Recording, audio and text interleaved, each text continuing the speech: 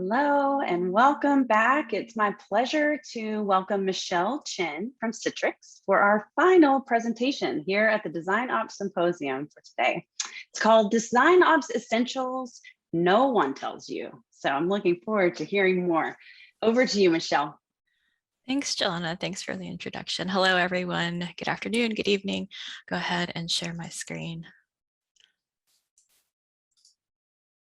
All right, so before I jump into the DesignOps essentials that no one tells you, I'll tell you a little bit about Citrix, our product design org, as well as my path to DesignOps. So let's just jump in. Citrix is an enterprise application company, and we create software that allows people to work from anywhere securely. In terms of our product design org, there's about 64 of us. We're headed up by the VP of design, and we're kind of broken out into 3 product areas that have designers allocated to them, as well as design managers to support them. And then in those areas, we have researchers, and they report to the head of research, program managers, and they report to the head of program management. And for my role, design ops, I don't actually align to a product area. Instead, I support the entire product org. And because this is a new role at Citrix, I currently report to the head of program management.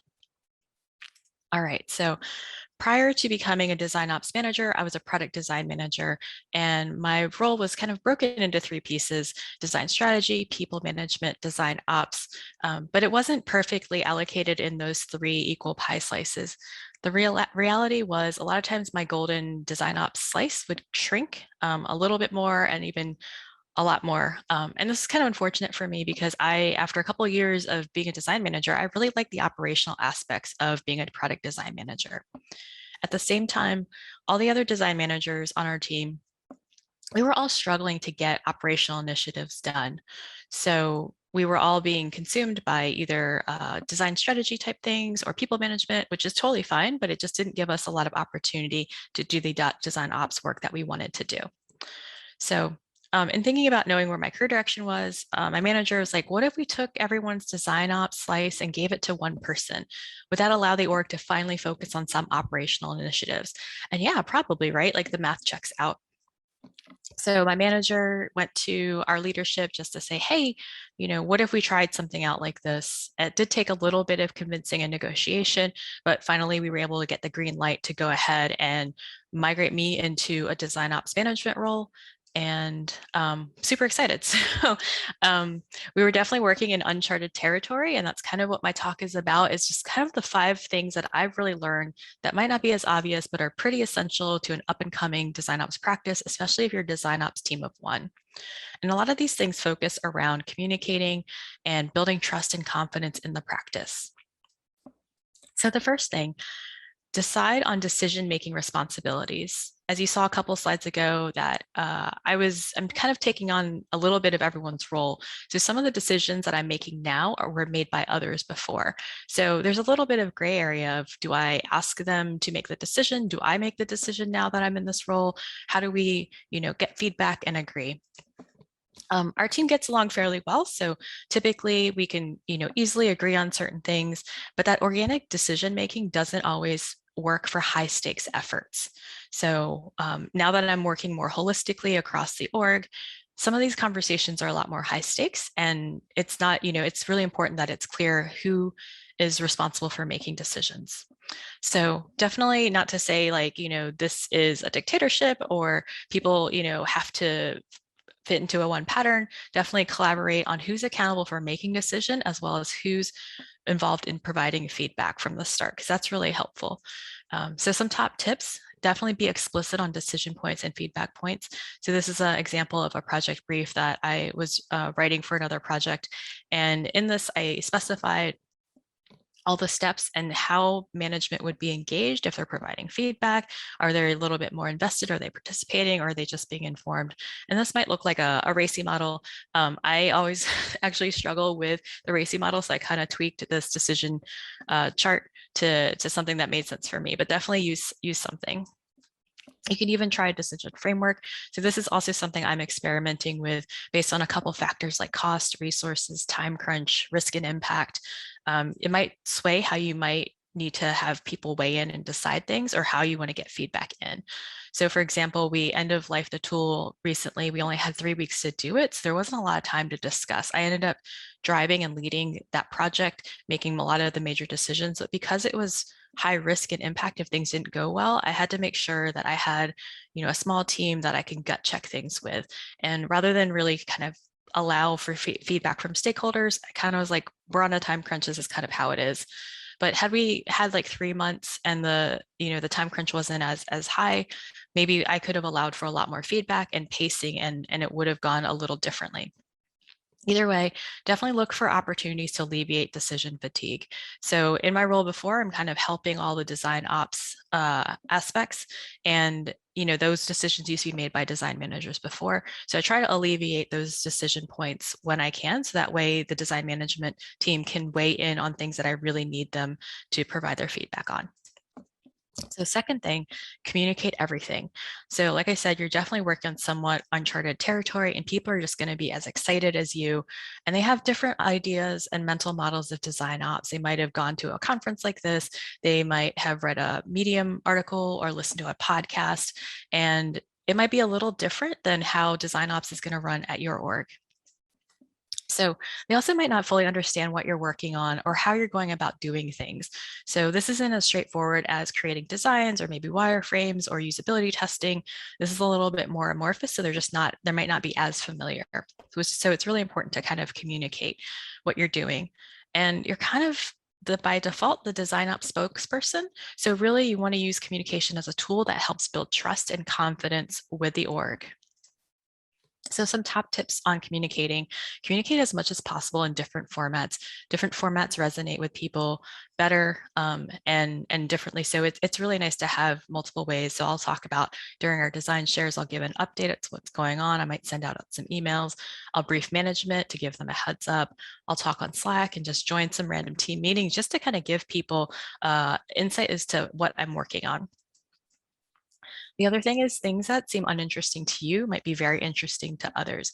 So part of my charter this year was to create the governance for a unified design system. And I had created this like structure at a high level. And once I kind of did that, I shared it with the management team and kind of moved on because I had a lot of extra design system things that I needed to figure out. And every time the directors, came back to me and they wanted to deep dive on the structure, and they wanted to know more, and they had a lot of questions around the nuances and details, and rightfully so, because it affects their product, it affects their team. And by then I had moved on, but it was really important for me that I shepherd this through and be really thoughtful and thorough with my explanation, just so they felt comfortable with how things were going. The other thing with communication, it's not just me disseminating information, it's providing spaces for Q&A. So wherever, be it physical or in time, I try to create some space. So on a Miro board, I'll have a frame that says, hey, post your questions here. They can tag me on stuff. In meetings, I'll make sure there's time on the agenda to answer questions. And in Slack messages, I'll ask if there's any questions. Sometimes for different initiatives, I'll even have office hours.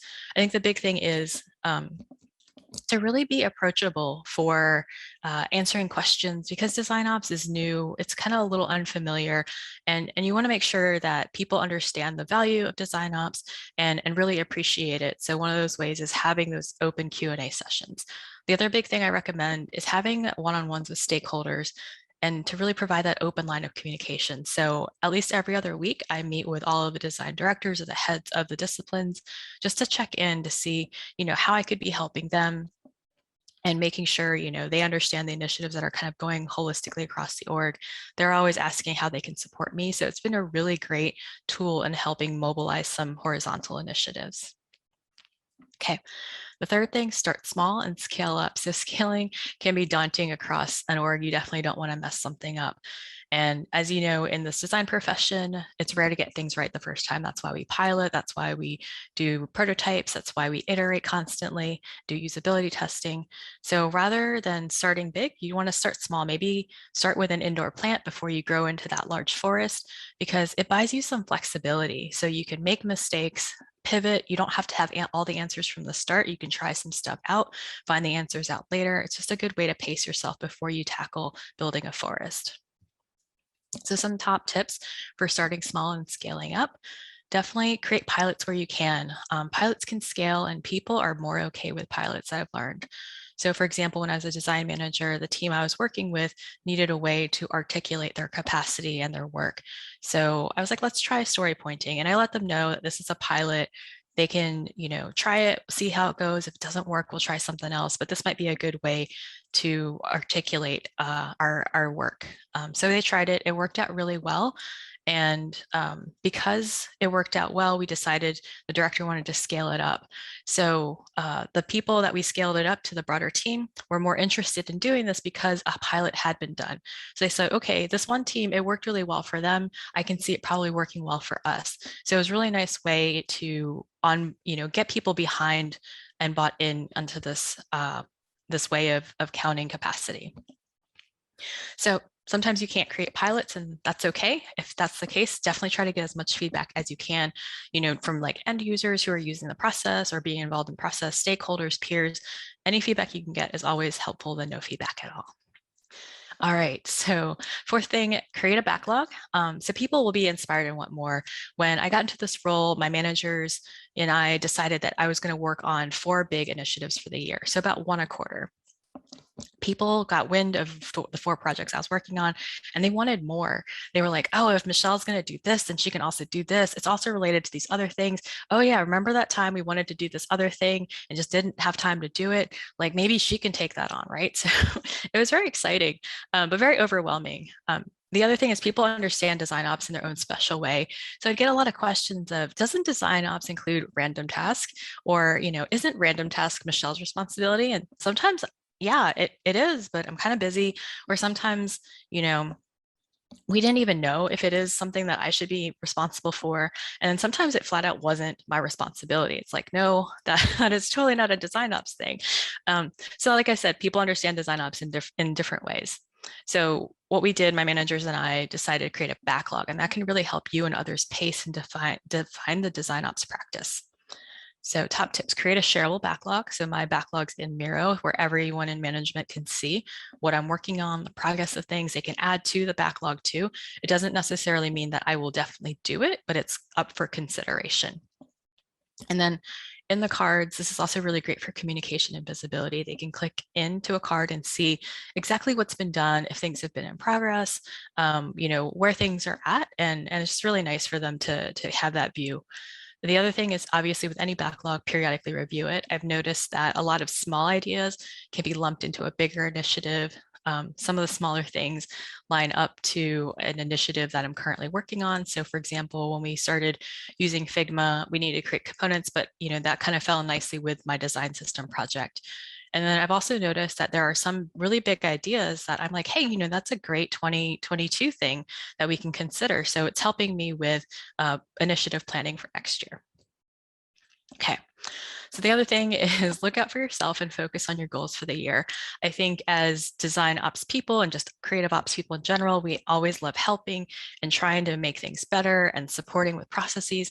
And sometimes it comes at a fault. So, if we spread ourselves too thin, we can't really accomplish the goals we've set forward for us through the year. And in some ways, people are taking a risk, or they feel like they're taking a risk by having design ops be a thing. So you want to make sure that you're focusing on your goals for the year. So at the end of the year, you can say, yeah, I was successful. Design ops is a great thing. We should keep having, we should keep design ops as a practice at our org. So definitely want to make sure you're focusing on the goals and not taking on too much to burn yourself out. And I think, the other thing is, like, you obviously saw my Kanban board, which had more than 4 things in it. And that's because, I am learning to say no to a little bit more things, but, the backlog really helped me pace out what was important, what I might be able to fit in, what I couldn't fit in, that type of thing. So I was able to take on more than just the 4 that I originally set out to do. Okay, the last thing, definitely create templates on the fly. I spent a lot of time communicating and forging working relationships, and that does take up time. So what I usually do is create templates to streamline my workflow. And I consider templates anything that's reusable: diagrams, checklists, org charts, presentations, frameworks.